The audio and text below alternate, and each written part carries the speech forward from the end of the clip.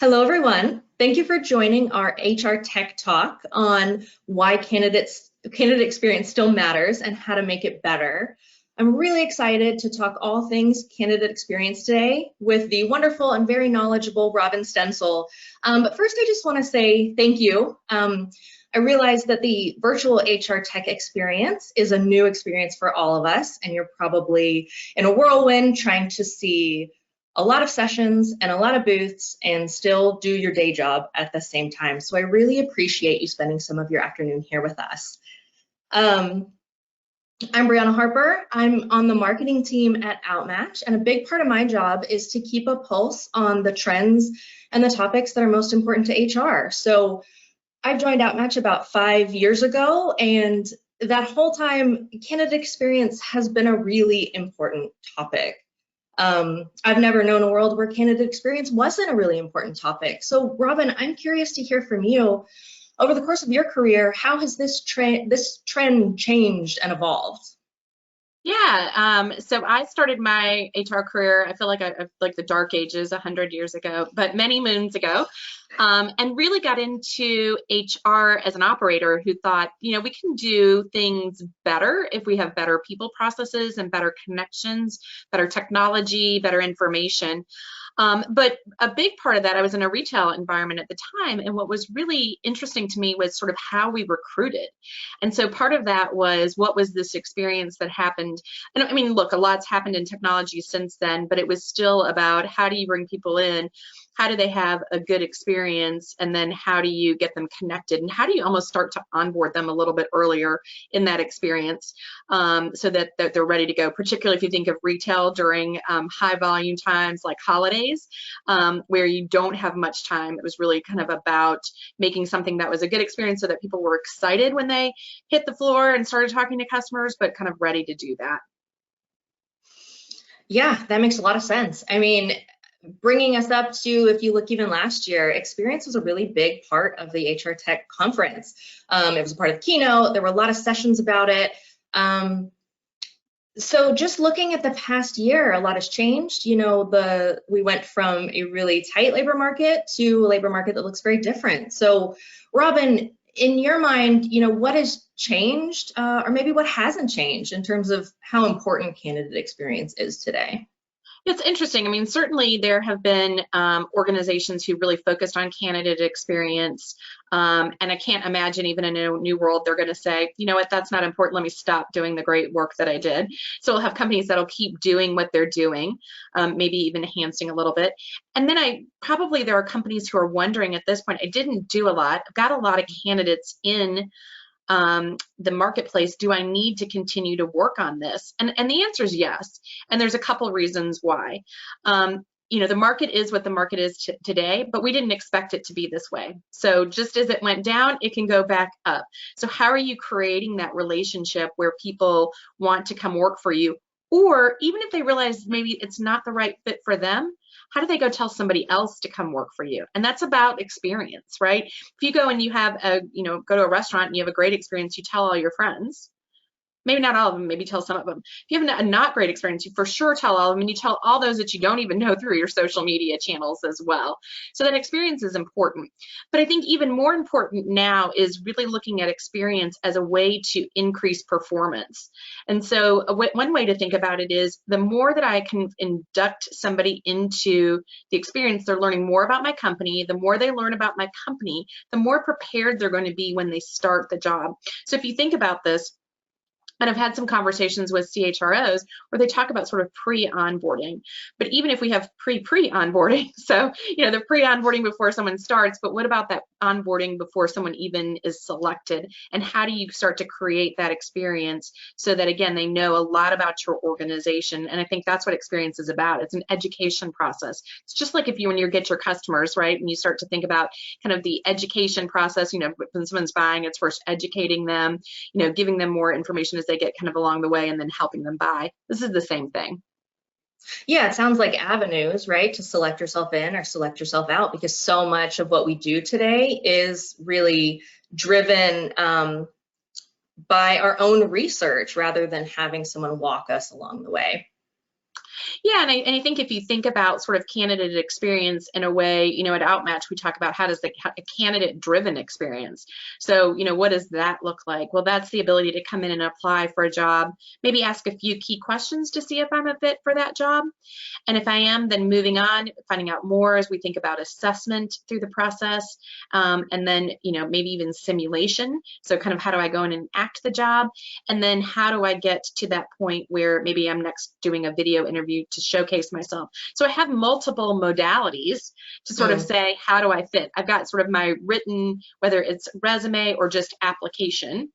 I've got a little bit of insight to me through an assessment. I've got a deeper, if you take a skills assessment, and you know a little bit more about my skills from me showing you.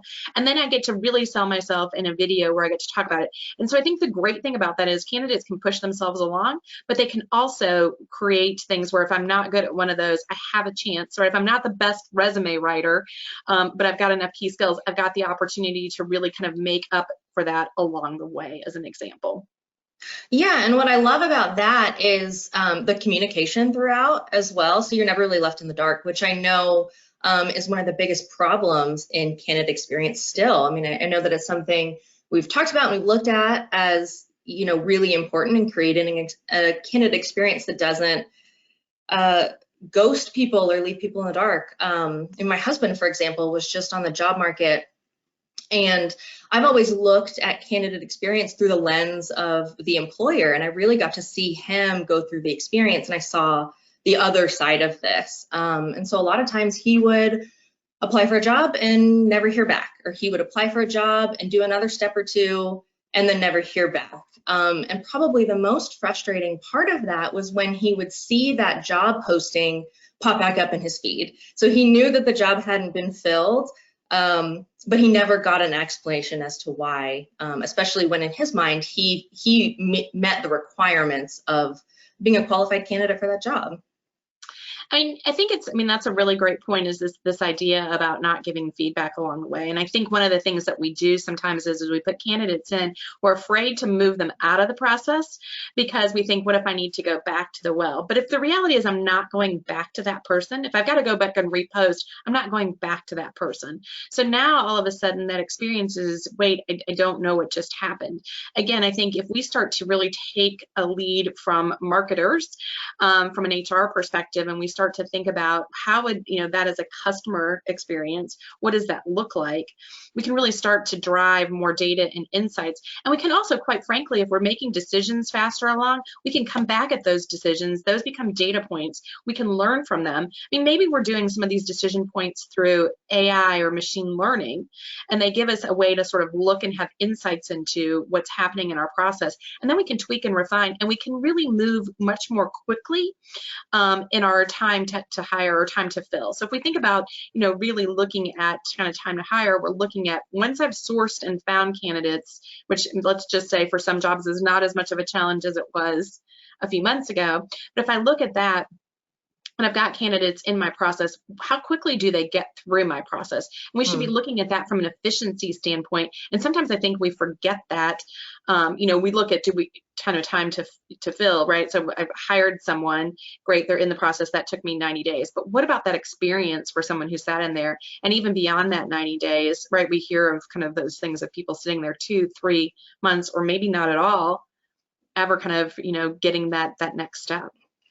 Yeah, Robin, you mentioned that if you were already investing in candidate experience kind of pre-COVID, you probably didn't stop what you were doing. But for someone that's trying to build that business case now, what advice would you give to them? Yeah, I think, look, times are potentially tough depending on your business. Some businesses are doing fantastic. Some businesses are kind of coming out of a tough period when really things were locked down. They're maybe just reopening. I think it's about what people are looking for now. And if you think about this, if you were one of those businesses who really had to slow down, you're trying to think about, how do I accelerate performance? And I think if I were making a business case now, I would really focus on how creating a great experience can help me accelerate getting candidates more quickly, getting people hired more quickly, which potentially means more revenue or more cost savings or whatever that happens for that employee or that job, whatever metric you're using, you'll start to be able to productivity, let's just say it's a productivity measure, if you come into that, now you're able to be more productive. And that means hiring managers are getting more done more quickly. And that's really the angle that I think makes the most sense, and really probably the most important thing for a lot of businesses, regardless of where you are, from a business health perspective. Yeah, and probably looking at, what's the cost of doing nothing? What's the cost of not Right. investing in a solution here? That's right. So since we're at HR Tech, this is a showcase. This is all about, what's the newest technology on the market, what vendors are out there, what are kind of your opportunities to invest in something new. Robin, how would you go about this process? If you're looking at, say, there are 100 possible vendors out there who could help improve your candidate experience, how would you really narrow down that list? Yeah, I mean, look, I think it's you've got to look at your business. I was thinking about this morning. If I were sitting in the VP of talent acquisition and had the opportunity or the task of sort of revamping my process, what would I think about first? Well, I think before you get to HR Tech, hopefully you understand the problem, right? What is it that you're hearing from your hiring managers? What's your recruiting team telling you? What are some candidates that you hired? What are they telling you about your experience? And what about some people you didn't hire? And do you have that data and information? Because if you really understand that, then you can understand maybe what's working well and what's not. And so now you can start to create a list of from what's working well, where do I still have gaps for the things that aren't, and how do I start to create that list? I need something that can, right, communicate to candidates in between an experience, in between a process, or whatever that is that you're looking for, to be really crisp about that, and then going in and making sure you really understand that from a vendor perspective. Because look, I think there's a lot of fantastic vendors that can do a lot. I think starting with what is your need today, and then kind of imagining what might be coming next. Because again, hopefully you're picking a partner that can grow with you. So again, how do you start to look at that growth period, and what does that look like? And I think I'll go back to OutMatch as an example for somebody coming in and talking to OutMatch. We're creating a talent decision platform, if you will. How do you make better talent decisions with data and information? We're really focused on the hiring side and selection piece of this, but we know, and we're talking to people, we're starting to grow. As we grow, we'll add to what happens post-hire as well. So if that becomes important to you, you want to look at that just as an example. So again, what's the roadmap for the company that you're looking at, and how do you really start to understand that? Yeah, I mean, you said, as we were preparing for this session, you said the word experience is so big. So I think what you said just now, in breaking it down, what does experience mean to your business or your initiative right now? Does experience really mean you need a solution for efficiency? Or maybe you're looking for a solution for candidate communication, or maybe you're looking for a solution for employer branding. I mean, those are all kind of pieces of the experience that you can pull together. But framing it in that way, I think, is really helpful for people. Yeah, and sort of ranking those things, right? They're probably all important to you, but what does that look like more broadly? Yeah, and you said, Robin, in one of your past roles, you were kind of brought this infinite possibilities, what your ecosystem could look like with a lot of bolt-ons, or, possibly considering some custom development to get exactly what you were looking for in your experience at that time, in your candidate experience at that time. So how did you kind of navigate that type of decision? What were the challenges you were faced with, bolt-ons versus custom development? It was interesting, and it really wasn't all that long ago, maybe 2 years ago now. And maybe I was the only person in the world who didn't know this, but we had really started looking at some things. And at the time we thought the challenge was our applicant tracking system. And then someone came in and said, look, here's how you should think about your applicant tracking system. It's important. You need a place to house candidates. You need some workflow. You've got all these things, and applicant tracking systems are great at doing that. But here's all the other things that have happened. Again, think about this back from the marketing perspective. You want to be able to, especially in a tight labor market, you want to be able to court candidates along the way. You want to be able to educate them. You're looking at how do employees, manage your process. So again, you've got employees who are coming into the funnel of things. You've got employee referrals that are coming in. And so really looking at all the things that happen along the way. You've got assessment vendors, video vendors. I can't even remember all. There were things that I never even hadn't even thought about doing, right? That there was a niche for those things. And the aha moment for me was, okay, so if there's all of these things, what are the things that are most important? And to your point, what was most broken about the process that we needed to fix? Well, we knew we had a sourcing challenge. So it was part of that was, how are you going about and getting data from your system? But then also, how do we create a great experience when you're, I was working for a large global organization that had a lot of field offices. And so how do you create something that gives the field the autonomy to be unique, but yet is consistent in the process, so that I feel like, particularly in places where we'd have multiple locations less than a few miles away from one another, and sometimes very different experiences. So how did we create that similar experience? Yeah, that's a great way of looking at it. Let's see, we've got about 5 minutes left in our talk here. So I'd like to dig in really to the diversity and inclusion side of this. And as you were talking, I also had this kind of moment where I was realizing you were talking about the ATS. So I'll just back up for just a moment. I was thinking of my role in marketing, that Salesforce for us is really the repository. It's the record keeper. But we certainly need technology on top of that in order to nurture people and communicate with people. So that was just a correlation that popped in my head as you were talking. So yeah, with our last few minutes here, let's just talk about how diversity and inclusion can really be impacted when you're doing this work to improve candidate experience. Yeah, I mean, look, I think, diversity and inclusion, no matter where you are, if you're in the US, you probably have a focus on this with just all the conversations we're having around diversity and inclusion. But even if you're not US based, probably each country has something that they're working on from a diversity and an inclusion perspective.